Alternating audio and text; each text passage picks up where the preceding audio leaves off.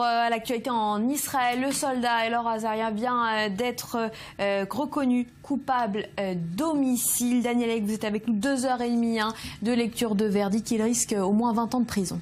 Oui, selon la loi froide, il risque 20 ans de prison. C'est la sanction, c'est la peine pour les soldats ou les civils qui sont reconnus coupables d'hariga, d'homicide.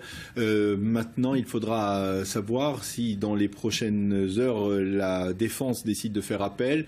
Il faudra voir quelle sera la sentence qui doit être prononcée dans les prochaines semaines. Est-ce que cette sentence tiendra compte du contexte dans lequel s'est déroulée cette affaire, le tir d'Elor Azaria? En tout cas, du point de vue de la cour martiale, du point de vue du tribunal militaire israélien, il ne fait aucun doute qu'Elor Azaria a en fait a fourni des versions qui étaient contradictoires et qui n'étaient pas crédibles. La juge, la présidente du tribunal l'a dit très clairement, il a agi par vengeance, par volonté de se venger, et elle a tenu compte du témoignage d'un soldat proche d'Elor Azaria qui avait entendu le soldat affirmer qu'il voulait absolument tuer ce terroriste.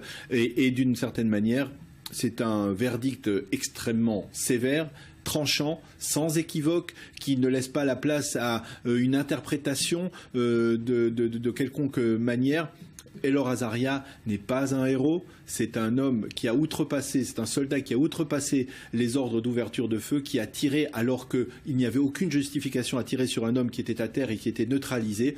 Et selon la justice israélienne, il doit payer pour avoir commis cette grave erreur. Un verdict donc qui va faire office d'exemple pour les potentiels cas à venir.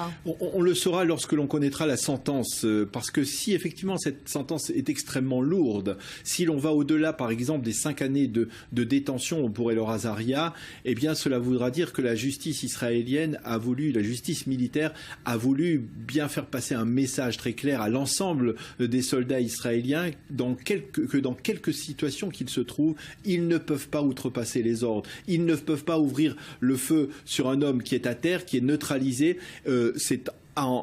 C'est une infraction, c'est aller à l'encontre des ordres d'ouverture de feu, et cela ils ne peuvent pas se le permettre, et ils doivent être sanctionnés s'ils outrepassent donc ces règles élémentaires, on va dire, de la conduite de l'armée israélienne. Il y a une volonté à travers ce procès, il y aura peut-être une volonté de recadrer un peu l'ensemble des soldats israéliens, de leur faire comprendre que même si on se trouve dans des circonstances tout à fait particulières, comme l'intifada des couteaux qui sévissait au moment du cas d'Elor Azaria, eh bien on ne peut pas tirer sur un homme sans défense, même si celui-ci est un terroriste, même si celui-ci avait blessé, comme c'était le cas dans le cadre dans cette affaire-là, même si ce terroriste avait blessé quelques minutes auparavant un autre soldat.